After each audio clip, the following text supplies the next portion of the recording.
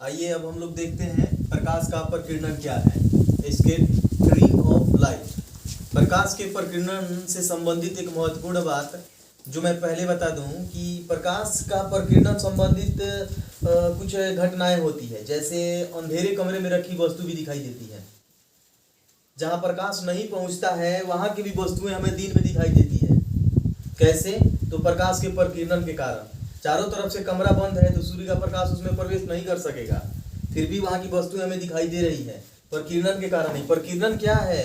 तो प्रकाश का धूल कण, गैस कण इत्यादि से टकरा के छिटा जाना प्रकीर्णन है।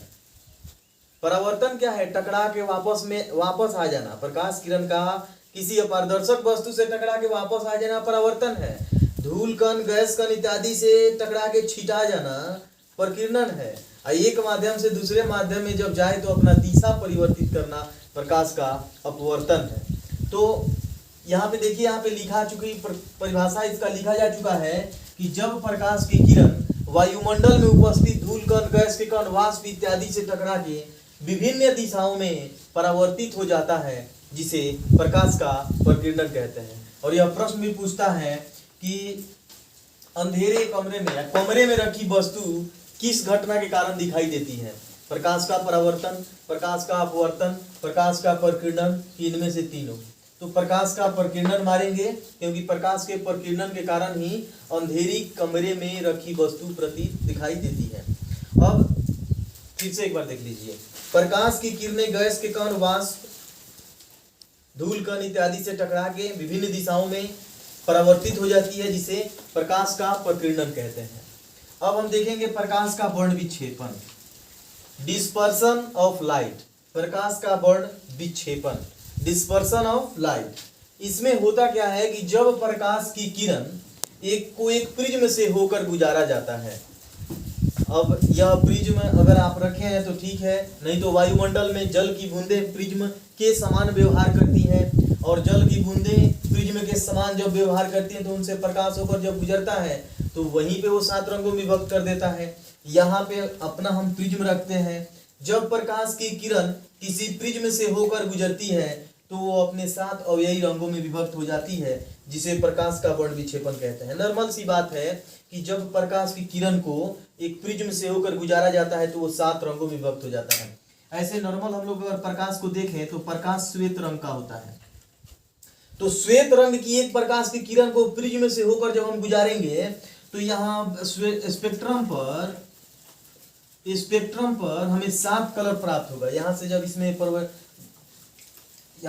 प्रवेश करेगा, प्रवेश करने के बाद अपवर्तन के बाद जब प्रिज्म पर या प्रिज्म से आने वाली प्रकाश किरण को जब स्पेक्ट्रम पर प्राप्त करते हैं तो 7 रंग कलर का ये किरण प्राप्त होगा, जो कि बैगनी, जामुनी, नीला, हरा, पीला, नारंगी और लाल होगा। 7 कलरों में विभक्त होगा। यही घटना प्रकाश का वर्ण विक्षेपन कहलाती है। परिभाषा में नॉर्मल सी बात बतानी है कि जब श्वेत प्रकाश की किरण को प्रिज्म से होकर गुजारा जाता है तो वो अपने 7 अवयवी रंगों में विभक्त हो जाता है, जिसे प्रकाश का वर्ण विक्षेपन कहते हैं। वर्ण विक्षेपन के कारण इंद्रधनुष का बनना, मैं अभी बताया कि वायुमंडल में जल की बूंदें प्रिज्म के समान व्यवहार करती हैं, जिनसे होकर प्रकाश 7 रंगों में विभक्त हो जाता है और एक इंद्रधनुष बन जाता है। और ये इंद्रधनुष आप भी जानते होंगे कि वर्षा के तुरंत बाद होता है, क्योंकि वर्षा के तुरंत बाद जल की बूंदें मिलती है। फिर से एक बार देख लीजिए कि जब श्वेत प्रकाश की किरण को एक प्रिज्म से होकर गुजारा जाता है तो यह 7 रंगों में विभक्त हो जाता है, जिसे प्रकाश का वर्ण विक्षेपन कहते हैं। बैगनी, जामुनी, नीला, हरा, पीला, नारंगी, लाल।